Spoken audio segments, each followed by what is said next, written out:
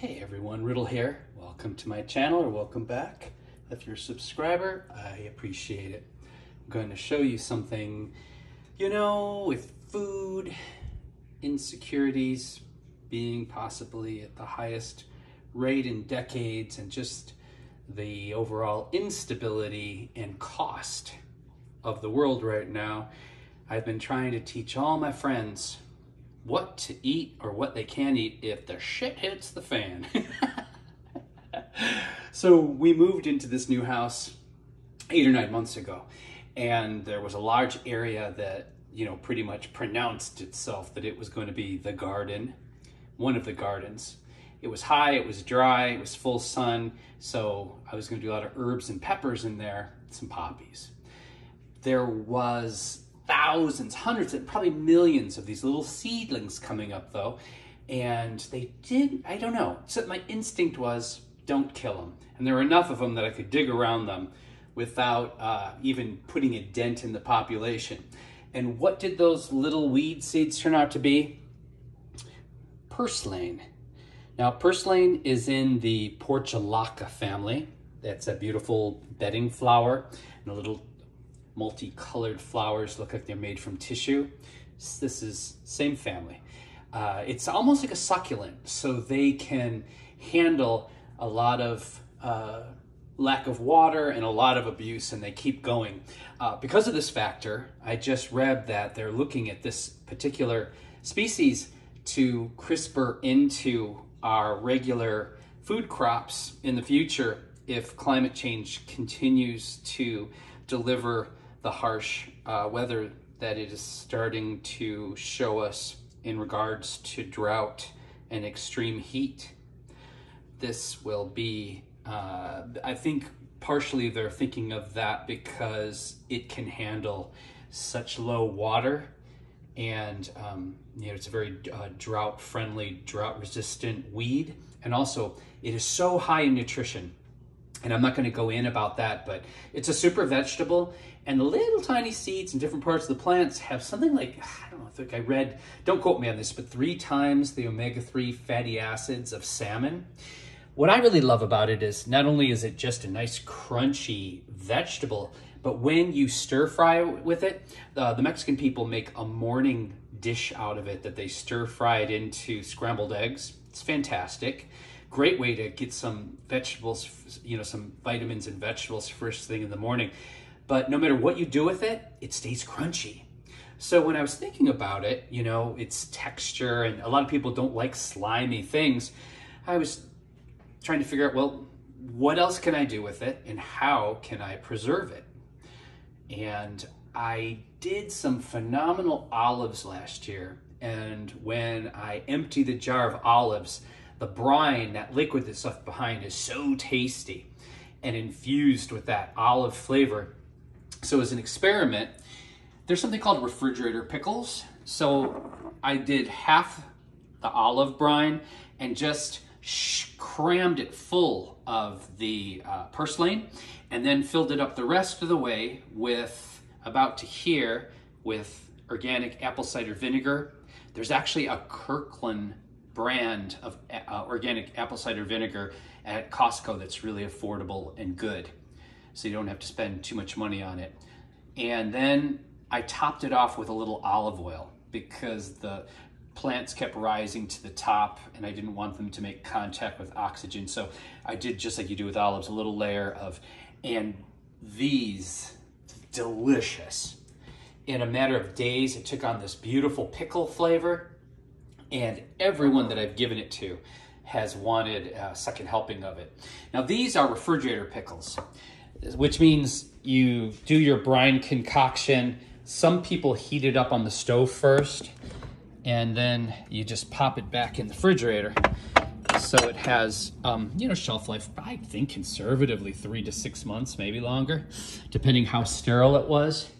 I always pre-sterilize my jars, heat them, but then I also roll some white vinegar in it because they've done tests that white vinegar can be as good of an antibacterial agent as bleach, but non-toxic. So I will take this and just take some cheap white vinegar. I buy it by the gallon because I clean with it and do laundry and everything. And I'll just fill like 1/8 of an inch in the bottom, put the lid on it, shake the hell out of it, pour it into the next jar. Then we're gonna cram our purslane into this jar. A generous amount, like don't make it so crazy that you can't get your brine in there, but you have options with your brine. Now, if you've never done pickles before, you're gonna have to do some reading. I made my brine, I pre-made my brine. So what I have here is basically pickle juice without the cucumbers in it. And I also added something that's going to further ensure that my pickles and my purslane stays crunchy, and that's the old-fashioned calcium chloride. This is the secret to crunchy pickles. They have a name brand of it, something like Pickle Crisp or something, which is an old standard that has been used in canning for decades. But I just bought the basics, and it's about a teaspoon per quart. So what I did, I just put it all in here with my other flavors I wanted for my pickling brine, and I shake the hell out of this a couple times a day, and I pour it through a strainer, and then just a little bit of the herbs and mustard seeds come through and other things, and then I'm gonna take that brine, I'm gonna heat it up, boil it on the stove, and then once at a nice boil, I'm going to make sure the jars are a little warm or at room temperature. I'm going to take my purslane, I'm going to stuff it into here to about there. Then I'm going to fill my brine. I'm going to fill my brine up to, you don't want to fill your brine too high. You want to fill the liquid to about here. And then I'm going to put my canning lid on. And then I'm going to take this. If you want to do refrigerator pickles, if you got a lot of room in your refrigerator, this can go right in the refrigerator. But I want to preserve this, and I don't want to use up all my refrigerator room, so I'm going to put this into my steamer oven, or you would put it into your canning kettle, and you give it a nice amount of time for it to sterilize and seal your lids. And then once that was room temperature, you would go ahead and put it in your storage. But this pickled purslane is not only super nutritious, but free because it's a weed, and it's really delicious. And in regards to food security and getting creative with more water, crops that need less water and crops that are high in nutrition, or even just, that cool wildcraft experience, purslane is a winner, I'm telling you. You stir fry this with some sesame oil and some Italian or Chinese seasonings, it wins. You can stir fry this, chop it up really well, and stir fry it into your scrambled eggs in the morning. It's amazing. And this is a common weed that might be out in your yard right now, or might have been something you pulled out of the ground already.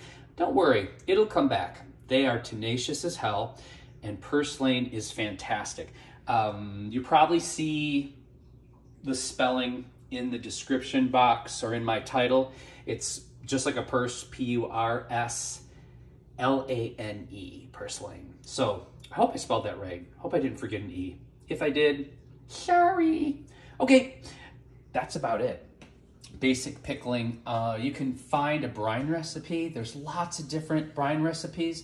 Some people like to put a fresh sprig of dill. I'm going to use a fresh sprig of some fennel. And mine has a little bit more of a curry taste with a little more of the coriander.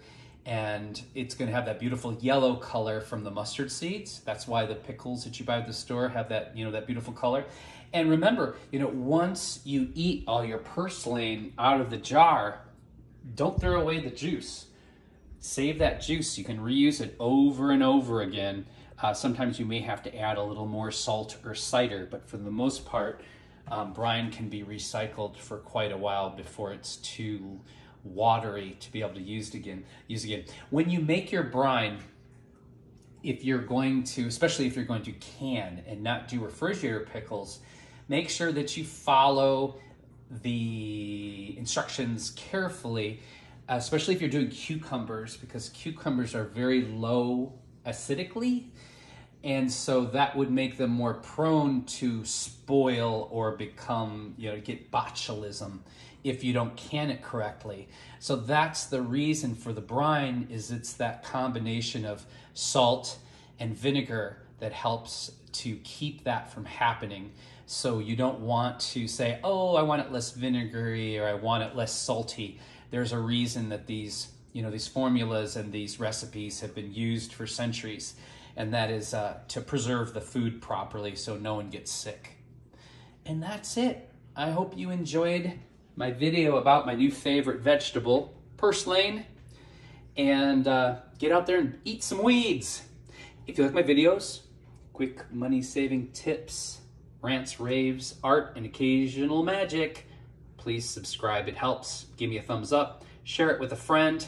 Take care of yourselves and take care of each other, because I believe how we treat each other on our streets is our ultimate reality. Bye for now.